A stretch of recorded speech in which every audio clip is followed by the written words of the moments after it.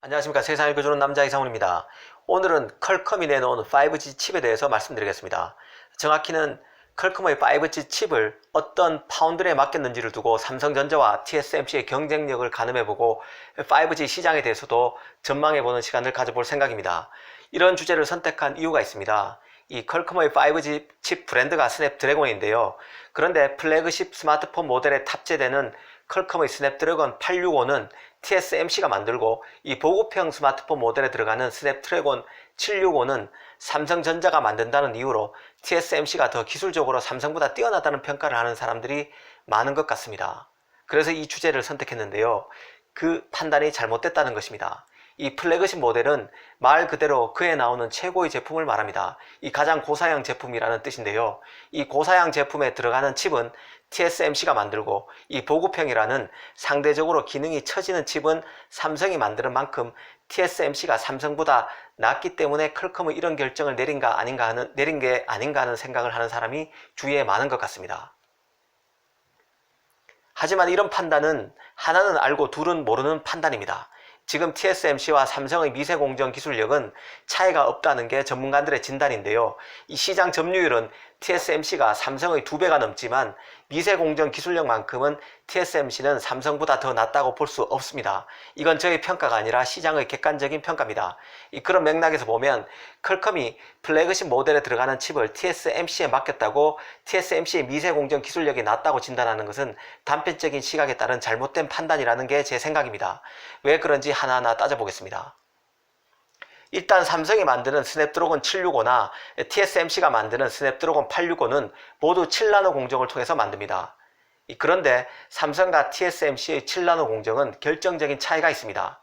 삼성은 극자외선인 EUV 공정을 활용한 7나노 공정이죠. 하지만 TSMC는 EUV를 활용한 공정이 아닙니다. 불아르곤 공정을 활용한 7나노 공정입니다. 다른 말로 하면 멀티 패터닝을 활용한 7나노 공정입니다. 그 EUV를 활용한 공정은 빛의 파장이 훨씬 짧기 때문에 같은 7나노라도 회로를 훨씬 깨끗하고 깔끔하게 팝니다. 반면 멀티 패터닝을 활용한 공정은 같은 7나노 공정이라도 울퉁불퉁합니다. 이 멀티 패터닝의 장점은 기존 장비를 이용할 수 있다는 게 장점이죠. 이 고가의 EUV 장비를 쓰지 않고 기존 장비를 재활용이 가능합니다. 그렇기 때문에 공정 구축에 따른 비용이 훨씬 저렴합니다. 하지만 멀티 패터닝 공정은 공정수가 많을 수밖에 없습니다. 여러 번 깎아야 되기 때문입니다. 그리고 작업도 깔끔하지 않은 단점이 있습니다. 이런 공정상 장단점을 알고 접근해야 합니다. 이 7나노 공정 기술만 놓고 보면 삼성이 TSMC보다 더 낫다는 뜻입니다. 문제는 삼성의 EUV를 활용한 7나노 공정은 아직 시범 생산 라인만 구축되어 있다는 데 있습니다. 한마디로 파일럿 생산 라인만 있고 대량 생산 라인은 아직 구축되어 있지 않습니다. 이 삼성은 EUV 장비를 지금 들여놓고 있는 상황인데요. 내년 1월부터 EUV를 활용한 7나노 전용 대량 생산 라인을 깔고 생산에 돌입하겠다는 게 지금 삼성의 입장입니다. 달리 말하면 당장 7나노 공정을 활용해서 스냅드래곤을 찍으려면 TSMC를 활용할 수밖에 없다는 뜻입니다. 아직 삼성은 7나노 공정의 경우 시범 생산 라인만 확보한 상태라서 당장 7나노 공정을 활용해 대량 생산은 할 수 없기 때문인데요. 이런 사정을 안다면 퀄컴이 가장 고사양이라는 플래그십 모델을 TSMC에 맡기는 것은 당연한 결정입니다. 삼성의 기술력이 못해서 TSMC에 맡기는 게 아니라 지금 당장 7나노 공정을 통해서 대량 생산이 가능한 곳은 TSMC 하나밖에 없기 때문입니다. 이 삼성은 파일럿 라인만 가동이 되기 때문에 결국 플래그십 모델보다는 나중에 나오는 보급형 모델에 들어가는 칩을 생산할 수밖에 없는 것이죠. 이를 두고 TSMC가 삼성보다 7나노 기술이 나아서 플래그십 모델에 들어가는 칩을 TSMC에 맡겼다고 하는 것은 이런 맥락에 대한 이해가 결여됐기 때문에 나오는 해석입니다. 정리하면 삼성은 미세공정, 그러니까 7나노 공정 기술이 TSMC에 절대 뒤지지 않습니다. 기본적으로 TSMC나 삼성이나 미세공정 수준은 거의 비슷한 수준이거나 삼성이 조금 더 낫다고 보는 게 객관적일 것 같습니다. 특히 지금 삼성이나 TSMC나 파운드리 캐파가 꽉 찼습니다. 공정의 우열, 기술의 우열을 가리기보다는 현재 상황에서 양 기업의 캐파에 맞춰서 퀄컴이 물량을 맡겼다고 보는 게 더 합리적일 것 같습니다. 또 하나 알아야 할 것이 있는데요. 바로 플래그십 모델에 들어가는 스냅드래곤 865의 경우는 AP와 모뎀 칩이 별개로 따로 들어가고 스냅드래곤 765는 통합칩이라는 사실입니다. 기본적으로 가장 고사양 제품인 플래그십 모델에는 AP와 모뎀 칩이 각각 따로 들어간다고 보면 될 것 같습니다. 이 플래그십 모델은 아무래도 고사양 제품이기 때문에 칩의 연산 능력이 중요합니다.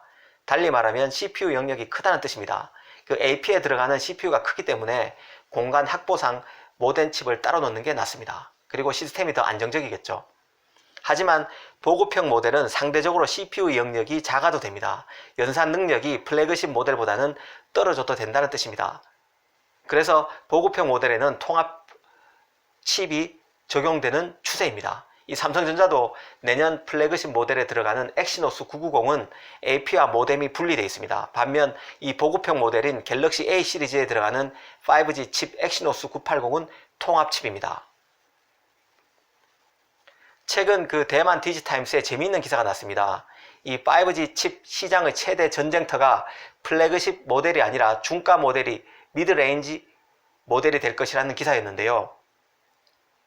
이 상식적으로 보면 플래그십 모델을 통해서 기술 리더십을 가늠할 수 있고 중가 시장은 판매 개수가 가장 많을 수밖에 없습니다. 이런 전제를 깔고 지금 시장을 종합적으로 조망해 보겠습니다.